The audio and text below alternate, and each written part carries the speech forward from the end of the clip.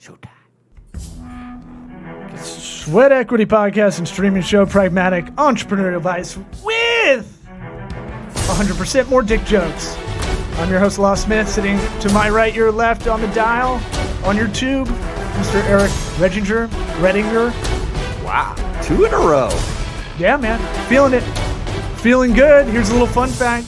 Did you know you can ask all your Alexa, your Siri, Google Home to stop tracking you for all your ads?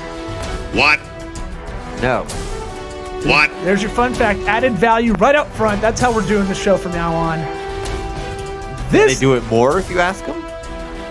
They'll just say, oh, okay. We're already doing the most we can. Yeah.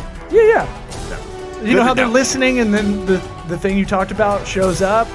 Sometimes it's reticular activation theory. Sometimes it's just that simple that we are giving it to them. We're volunteering our data away. This episode is brought to you by Grasshopper. Try grasshopper.com/sweat. Gets you $75 off your annual plan. It's a scalable business phone line. You got a Google Voice. It annoys me because even when you ring it up, I know it's free, but if you have a real business, Google Voice doesn't want you to have that either. Yeah, your real business should be able to afford something extra. If it goes to your personal cell phone right now and you go, hello, who dis? That's not good either. That's the first entry point for a lot of people, customers. You need Grasshopper. Try grasshopper.com/swipe. Get you $75 off an annual plan. That's a lot of dip. As big a pizza pie is what you were going to say, I thought. That's some shekels. Warby Parker, our next sponsor, feature sponsor. Eyeglasses, sunglass wear. You can get them prescription. Don't get ripped off by Big Eye. WarbyParkerTrial.com/sweat. Gets you 5 free pairs to try on. And our other feature sponsor, ExpressVPN. Try ExpressVPN.com/sweat. Like Key Sweat, gets you 3 months free off that anonymized virtual private network where you can cruise on but you can choose the country you want to do it from. Choose where you cruise, baby. It's like the Onion router, the Tor router, but you can choose the country you want to do it from. Interesting. And if you like this podcast and don't need those sponsors, you can contribute by subscribing, rate, review on Apple iTunes podcast app, Apple Podcast app, iTunes, if you still got that. Spotify, Laughable, I think it exists. YouTube, Facebook, Vimeo. I'm thinking for the people that don't update the old stuff. Yeah. We're big on LinkedIn. We're LinkedIn Horrors. Hit us up there. And if you want to Venmo us directly, hit us up, Eric Redinger. No one's going to be able to do it. Eric-Readinger. And then I'm Lost Smith 34 on Venmo.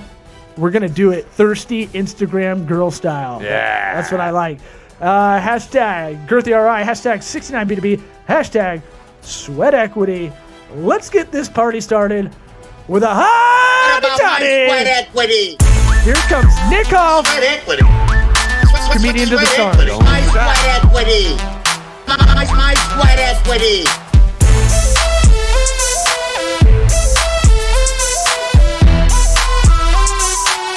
What about my Sweat Equity? Hoff, give the plugs where people find you. We know, you won an award for your podcast, the Hoffcast, already. Many awards. You won a potty already, so yeah. I won a potty. My kid takes it every night, straight to bed. A potty on the potty, dude. Yeah. Oh, we're still in potty training. Okay. Plugs. Yes, nickhoff.com. That's where you can find everything. You can find my album, tour poster, my podcast called the Hoffcast, which apparently is one a potty. Oh, you didn't even know. I didn't know, because this whole COVID thing, everything's going crazy. I wasn't able to attend the ceremony. And so I'm pretty sure Rogan just accepted on my behalf. I think he really, stood up there and said, out of Texas. Yeah. That makes sense. Right out of Texas. Yeah. Eric, Nick, Eric. I don't know if you'll, is that for real? Are you for real? Rogan accepted your award for you? Are you for real? He's like, Nick couldn't make it. He's very busy, but I was able to make time to go to Birmingham, Alabama to accept this. I apologize. I get some guests foisted that I'm not entirely familiar with, so I have to. Sure. No. Oh, I'm is he sorry serious? about that. I Yes. told you about Nick though. A little bit. You know, he may run those atmospheres. I know. That's why I last was time like, I saw could him, that be real? Last time I saw him, he was opening for Larry the Cable Guy out of out of the Tampa Bay area. So, Exactly. who knows who you're hobnobbing with these days? Yeah. I know. Well, it's not Rogan. Apparently, he moved to Austin and closed down the comedy club. The one y'all have in L.A. The one in Austin. No, the no. City Comedy Club closed. I heard, but rumor has it he's probably just going to throw money at that. That's what I would do if I were him. I'd be like, that's the one place within a stone's throw where I can get up every night. Yeah, I'm going to go ahead and plunk down a couple bucks. And I think he saves $13 million by going from California to Texas just by the tax break He'll build his own club. from that $100 million of Spotify. So yeah, there's also a rumor he'll build another club too. Why? Yeah. Did why he not? move? Did he move just before the Spotify check cleared? It seemed that way. I love it. It seemed very calculated. And I listened to pretty much every episode the last couple of years. So it's one of those things where if you kind of listen with your ear to like, he's been kind of talking about this for a little bit. Oh, you saw it all along, huh? No, but I mean, like, Called it. no, I'm no soothsayer, but I'm saying like it's one of those things where you look back and you're like, yeah, he's kind of been talking shit about California for a while, and then that deal happened, and someone reported that it was like $13 million to save, just straight up from the tax part. Just to pack your shit up faster. Yeah. Right, especially now that California's talking about. I don't know how interesting this is, but The luxury California's tax? talking about taxing people so that even if they move, they still get it. Yeah, good fucking luck on that one. Yeah. Exactly. The guys that are making the laws are the dudes that are making that money. So Yeah, they ain't moving. Or it's not their money. It's just like here. Let's not lower the corporate tax rate to get, maybe manufacturers of cars back. They're all in the South now. They used to be all in California, and now every state's got like Mercedes, like all these states that you're like, wait, South Carolina has Audi and shit like that, and you're like, they're all being manufactured over there because they moved over from the West Coast, and they're just like, fuck it. And that what is it they call it? It's like a luxury tax is baseball. It's might be a luxury tax. Still luxury applies. tax is monopoly. Applies. Yeah, that is monopoly. No, baseball is a It's luxury tax. $75. That's a whammy spot. I'm trying to think. At any rate, like the way they try to do it, it's like almost unprecedented. Like what'll happen is it'll have such a negative effect of people just moving there to begin with. It's like such a You short. think it'll prevent people from coming? Yeah, it's a short-term money thing, right? Because if you're making money doing your own thing in another state, and you're like, "Well, I should move to Silicon Valley," you're like, "Fuck that noise!" Like, it's like 10 years, you'd see that decrease. I think. Yeah, everything's going digital anyways. Look, when I moved out of California, these borders don't matter as much. I moved out of anymore. California. They had a law that you have to, and I did it too. You have to submit 5 days after you technically leave the state. This is 10 years ago. And if you don't, the DMV sends you all like the registration shit that you owe and then penalties on top of that. And I was like, that's the worst because I was like, now I'm in Florida and I fucking did this. I actually did the stupid thing that I heard about and I shouldn't have a fine. You guys should owe me money and my time spent. Right. I just had to deal with it fucking again because they didn't update the computers. Dude, California screwed me when I first moved out here. My dad was like, well, you should register your car in Nebraska, way cheaper. And so I kept doing that. I kept re-registering in Nebraska. Yeah. And then finally, when the guy was like, hey, you've been here for too long. You got to get California plates or whatever. I was like, all right. And he goes, how long's the car been here? And the dude was cool with me, like a young dude sitting there at the DMV. He was like, oh, here, this is the form you need. Yeah, it's really easy. Just do this. How long's the car been here? It doesn't really matter. And I was like, I've been here since 2005.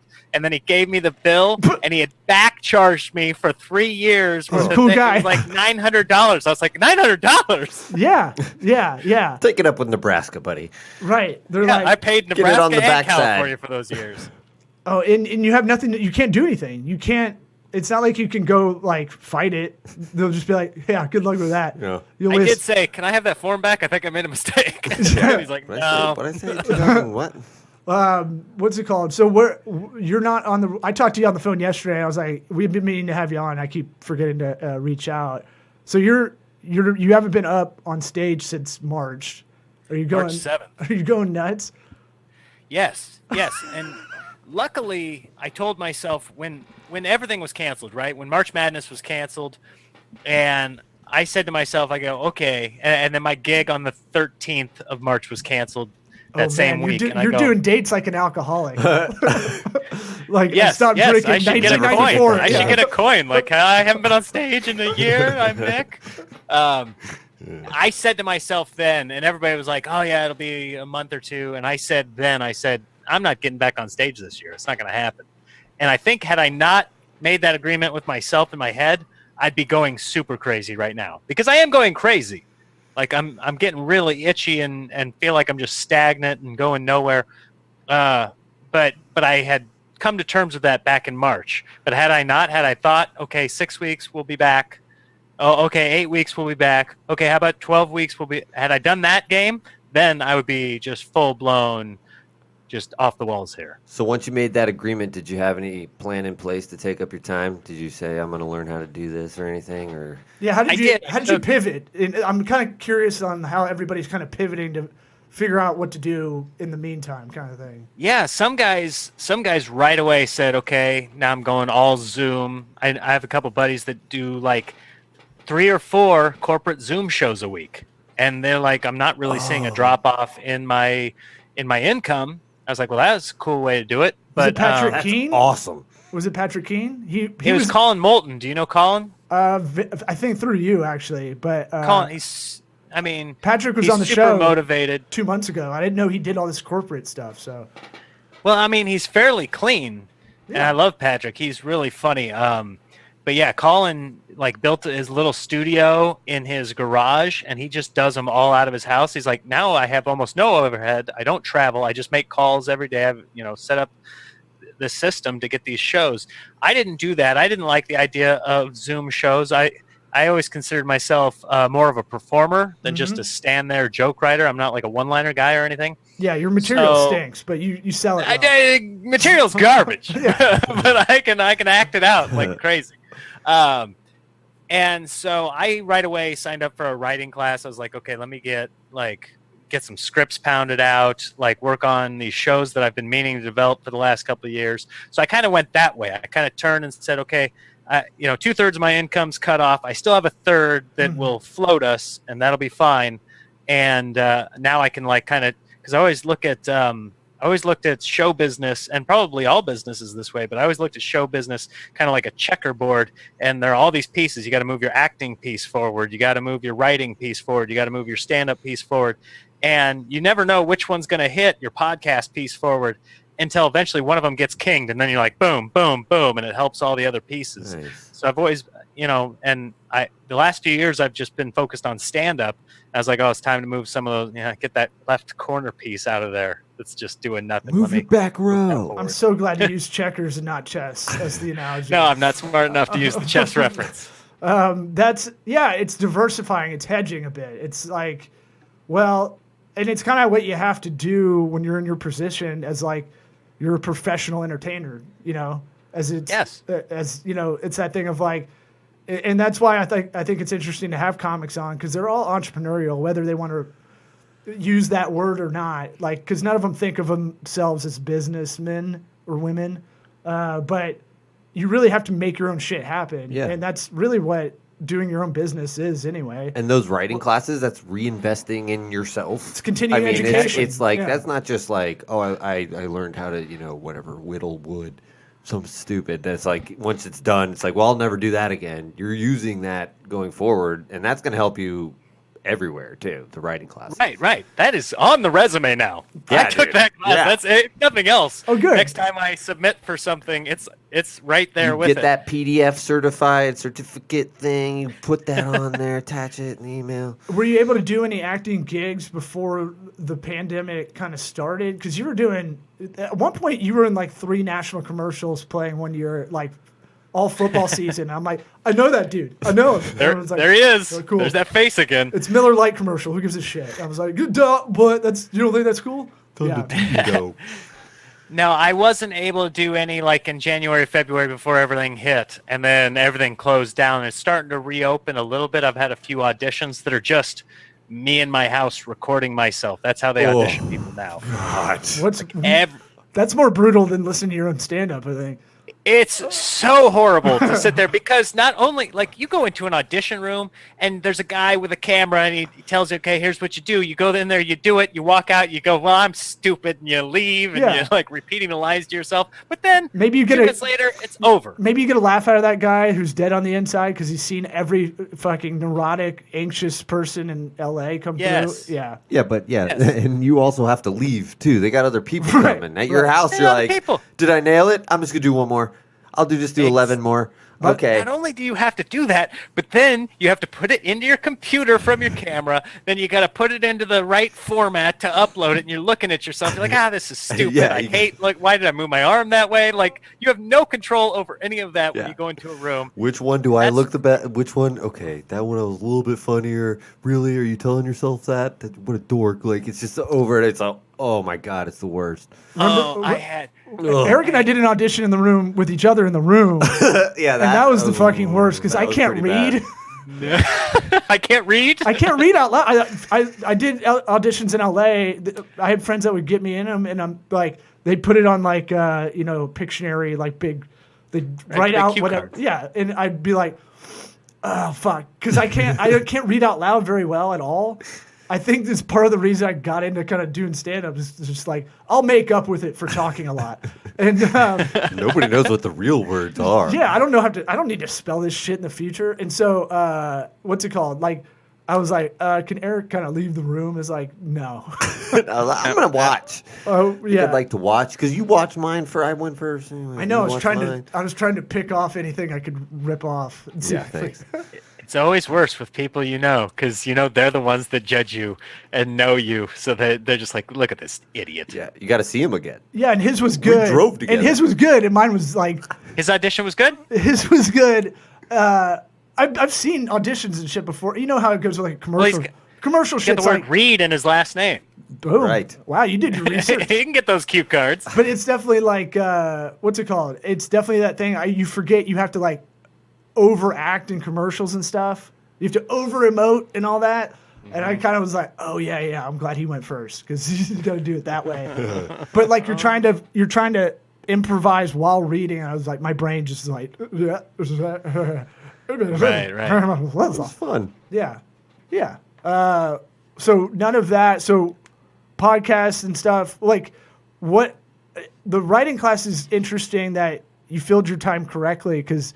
Man, that can go the other way very easily. It can go like, well, now I just sleep a lot more, or like, and invest in some weed. Yeah, or no, Nick's a goody good. He doesn't do anything. I'm saying he could have. Yeah, maybe not. I could have gone. Well, that's the reason I've never smoked weed is because I have an addictive personality. I know if I opened up the floodgates, that's all I do all day, every day. That's how I feel about hookers. I think once you pop that Pringles can, you can't stop. You're probably right. Yeah. There's not a limiting factor there, buddy. No, in terms of you're going real cheap, huh? No, I know. I'm talking about the money. I know a lot of friends that actually not. A lot of buddies that you get some kind of subscription monthly deal. Yeah, that'd be a good one. Hey, write that down.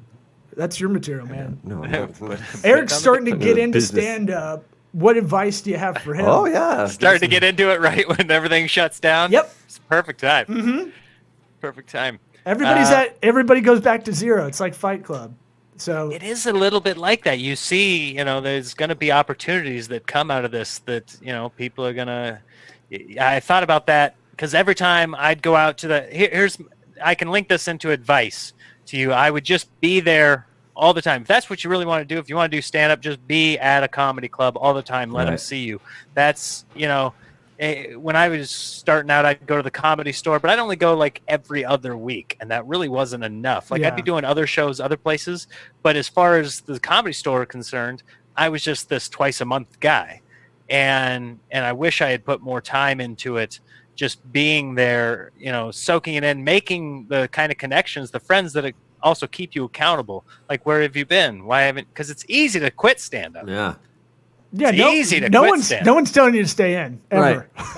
No. You should keep doing I this. mean, the biggest name, Seinfeld, tomorrow could be like, I'm thinking of quitting, and people be like, oh, Yeah. really? Well. Interesting. Can I Nobody's get gonna be a like, spot or You gave it your all, you know. you'd be calling Gotham the next night, like, hey, Seinfeld's done. Can I come up? Can I do it? But get the yeah, Seinfeld spot? I remember us we would go do a shitty open mic and then just go hang out in the back of a room of a good show a lot. Yeah. Because it was like, in the, if you're trying to do your own like hustle in a business way, it's top of mind marketing. It's reminding people you're around. I got a lot of shows just by showing up in the beginning, like when I was like 21, 22, showing up at open mics consistently, and then they'd see you do one good set, and then you just keep showing up, and They knew you had a later car. on they'll be like, I have this other show, that is actually a show, not an open mic. You should do. I'll put you on that one. You're like, okay, and you just start Yep. doing that. Yeah. And I mean, networking in a business sense, it's the same way. A lot of it's just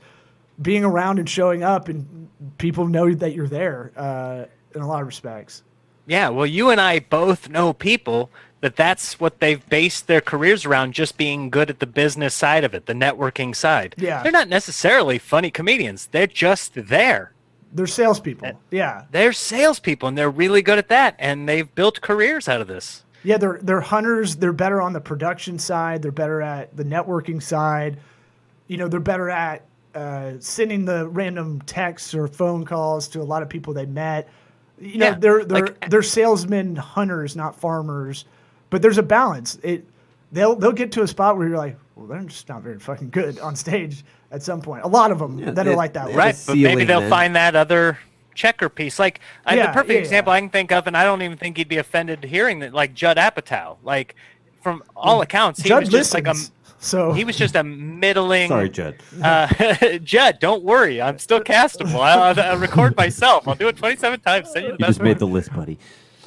No, like I wasn't around to see him do stand up in the 80s and 90s, but from all accounts, he was like good, Yeah. not great, good. But he found like his lane to excel in, and he was able to do it that side. Like he was very good at that side of it. And now it's helped him. He's done a Tonight Show set. He's had specials now, on stand-up. Yeah. And he found like, okay, well, this kind of gave him the checker piece to get to the other thing too. You can leverage what you've learned. I mean, his story, he used to go in comedy clubs at like 11 and interview people. Right. Because his mom Years was old? Yeah, because his mom was a comedy right. club waitress or Yeah, something. he was like that. always hanging out there, huh? So like he had that passion in that world from the get go, but I always find it interesting to know when he had to like cut bait and go, I'm probably better behind the scenes with Yeah. Sandler, in front of it or something. Well, it's like that. interesting. People will be like, "Oh, he only got that latest Netflix special because he directed all those movies," and it's like, Fuck yeah, he well, did. That but- helps. No, I know, but I'm saying like, there's also Netflix comedians on there that are not as funny as Judd Apatow that got it for whatever other reason. Where it's like, oh, well, they really hit this demo. I can tell you they're and probably that's not why a white they're gonna get male. right? Yeah, but And you know what I'm saying. the irony of stand up is like the white male is like Easy. what? Easy. I don't give a I don't shit. know. This- I know you don't. What? But with this haircut, people attach me to shit. Oh yeah, you look like Edward Norton in American History X. Hey, We'll go get you a don't stool rope so me you in. can Just don't fucking rope me backwards in. dunk. in the say you're Venice Court. racist, whatever you're about to say. That's the worst part of that movie is the backwards dunk on the Venice courts in American History X. Do you remember that? I only saw that movie one time. I actually own that movie, but I've only watched it one time just because it's so disturbing. I can't take the curb moment, so Yeah. I don't. I've never seen I it since disagree. I think the dunk's the most disturbing part. The dunk. Well, what did he do? Ed Norton dunked? He does like He a dunked. two-handed Period. like ram jam. End of. That's enough. Yeah. Ed Norton dunked. That's insanity. I want to say it's a reverse dunk, like NBA Jam or run and gun. I don't remember. I wonder how high the hoop actually was for that tape. That's what I'm saying. They get a Doubt little it was even footstool, him. and he's like, "All right, I got this." And I think he's wearing jeans too. I want to say. Oh, of course. Wearing jeans, Jeans got the and Nazi combat tattoo, boots. just Yeah. does a backwards dunk on an 8-foot hoop. This means not Thanks, welcome. man. to Look how my badass courts. he is. Yeah, in the Venice courts, nonetheless, too. Like the Right. worst, shittiest. Like when we used to go play out there. It's like there's sand on the fucking Yeah. court, and there's crazy people walking through all the games. Hell yeah. There's a guy. They're just out there with the broomstick to lower it down to the same level that they had to for Woody Harrelson and White Men Can't Jump. Just there he goes. Actually, I heard Woody can ball, but I don't know if he can dunk. You can tell he can play a little bit, but Duncan seems a little I don't know. out. I want to say doubt. that's legit, but I don't remember. Billy, the Stookie Brothers. But the, what's it called? Oh, fuck. Now I lost my train of thought. We're talking movies. I don't remember either. You were giving advice as an old Sage seasoned veteran. When I'm doing a reverse dunk to Eric, something about that. Yeah, a lot of it's that. A lot of it's showing up. A lot of it's being in the back of the room. Being around it helps too. Who was it? Was it Woody Allen that said like 90% of success is just showing up? I mean, that's how he got his wife, right? She was just at his house. Wow. She took his advice. What a zing, dude. Dad Take says, that. Just put Judd and Woody right up against a wall. Take that, Woody. Do you improv that? You've never said that before? That's pretty good. I've never said that before. Does that work? That's pretty good. Hold on. Especially in our podcast where that was like right over both He was genres. handing out fatherly advice, see? Yeah. And she listened and she took it, and then now she's in, I mean, shepherd seat. Sure. But what Hoff and I have a similarity where I think anxiety drives you in a way. How have you been able to kind of deal with being anxious about not getting up and all that stuff? Have you found any kind of different, like I've been trying to fill the time wisely in a similar way, but because it's really easy to fucking just be like, oh, this fucking sucks, fucking pandemic and all this shit. But I know when we were on the road and stuff, doing the tours and whatnot that we did, it was like our anxiety manifests in a different way, but I think it gives you that pressure to like, all right, I got to fucking focus on this set, even though it's last second. We're both last second people. That's for sure. Yes, because that you did your taxes both times, like the 14th of April, and your wife was in the car, I think, both times, or the van. That's when I did the taxes this time, July 15th. Yes, I used all the time. You know you can get an extension every year to like October. If you're doing the business I did ones. one time, and then they charge you a fee. They're like, the juice was running that whole time. I don't know if you know that. For business taxes now. For business taxes, you got till October. What? Yeah. Don't tell me this. Yeah. I will use till October. I'll give you my. You just ruined me. Relax on I'll give you that, my man. CPA, Michael Messina. CPA of the stars. Yeah. My goodness, I'll be in prison next time you guys interview me. Like, what happened, Hoff? I don't know. Lost out ahead till October. Well, to be fair, I say his biggest thing is he's not Jewish, so I got an Italian doing my fucking taxes. So. Dude, Whoa, I really? am a last minute guy, and the only reason that works is because that last minute finally comes. Yeah. And the problem with this pandemic is that last minute isn't here. Right. There are no deadlines. There's nothing. So I've been trying to develop like a system that works, and I haven't found it yet. So if you guys have it, I mean, this is my latest system, is a little list book where I try and highlight the things that, okay, I'm going to do these things today. But this is such a small notebook. Like this, who knows where that goes at some point. Okay. And then it's just, I go down a YouTube wormhole. We watched Your wife, the Social Sarah? Dilemma. Have you seen that?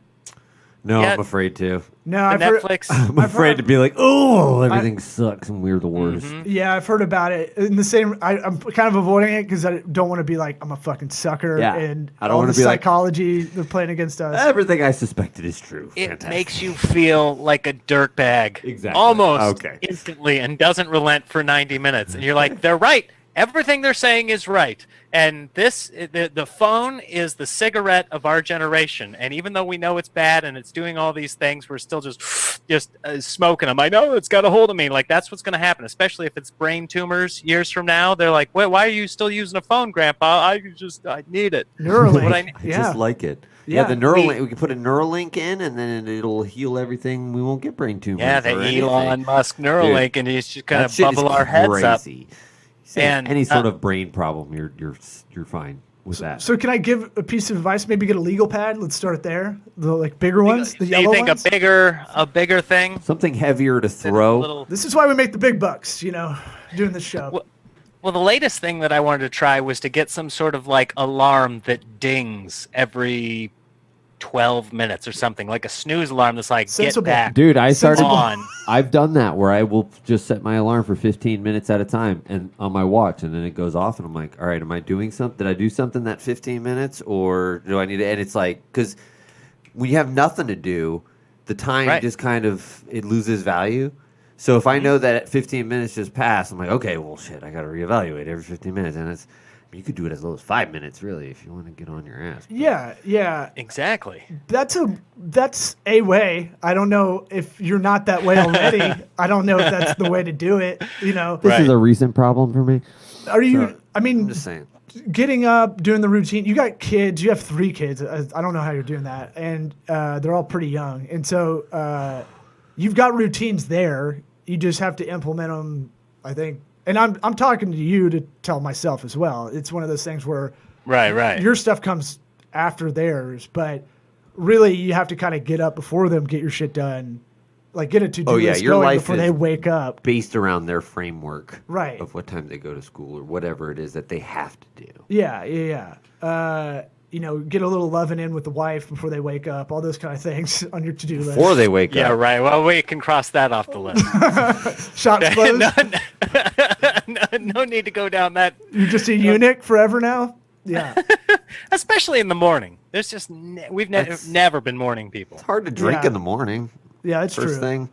I mean, I did learn about Midwestern drinking from going on tour and meeting, a lot of the family members around that you're friends with and whatnot. They're like, oh yeah, when it's in the winter, we just go in a basement and drink like all night. And you're like, what?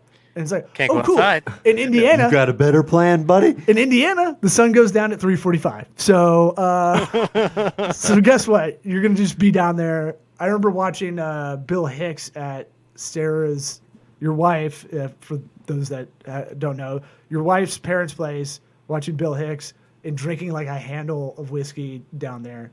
And then you running barefoot on a treadmill. Because Brendan bet that you couldn't run a mile barefoot in like 10 minutes or something like that. That mile almost killed me. That mile almost was the end of me because I was trying to prove a point, but I think I was pretty sauced and I was not in the best shape because we had already been on tour for 2 months, just eating trash. Like Subway was our healthy meal. Yeah. That was where just cold cut meats. That's our top shelf right there. If we zoom out, are you in a wheelchair now? That'd be great if I just left. You're like, I told you that mile would kill me. That diabetes took the one leg. The other one's still good though. What's it called? When we were on tour, that was grimy as shit because we had no money. So it's just like, whatever. If anybody wants to buy us drinks after the show, we'll take those for sure. We'll take those calories for fuel and energy and use them. Yeah.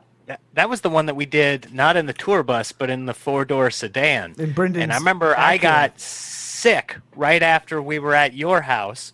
I was hanging out watching my parents' house. At your parents' house. And I was sitting down there with your dad watching like a basketball game, and he was smoking a cigar, and it like started to make my nose run. I think that's like what catapulted everything. Like I was not eating healthy. I was drinking like a fish every single night, and then finally I got this drainage down my throat, and I got walking pneumonia that I had for 2 weeks, where I'd be coughing so hard I would not be sick, but I'd be coughing so hard that I would barf. And I remember in Tallahassee, I threw like Kevin, one of the guys we were on tour with, opened the bathroom door. I'm throwing up in the bathroom. He's like, "Hey, Hoff, they're about to announce you," and I was like, "Oh no!" And you crushed. You went on a crush to Christian Ponder in the crowd, by the way. The quarterback. Wow, name drop. Whoa. Yeah. Minnesota Vikings. Christian Ponder, so, huh? Well, let's say Sam Ponder on ESPN, her husband. Right. Might be the better way to do it. But yeah. You don't remember that, do you? Because you were sick. You didn't hang out. I don't think I My buddy Faye brought in the crowd. Christian Ponder to the show. Yeah. And I remember you threw up. You got up. It was pretty awesome to see like someone you're on tour with like puke and rally, basically do 20 minutes. Do really well, and then fucking bye. I'm going to sleep again. See ya. I'm gonna go sit in the car. He's going to his own, huh? Dude, that was brutal. Yeah. That was brutal. And then finally in like Charleston, South Carolina, I went to an urgent care, and the guy goes, "You got walking pneumonia."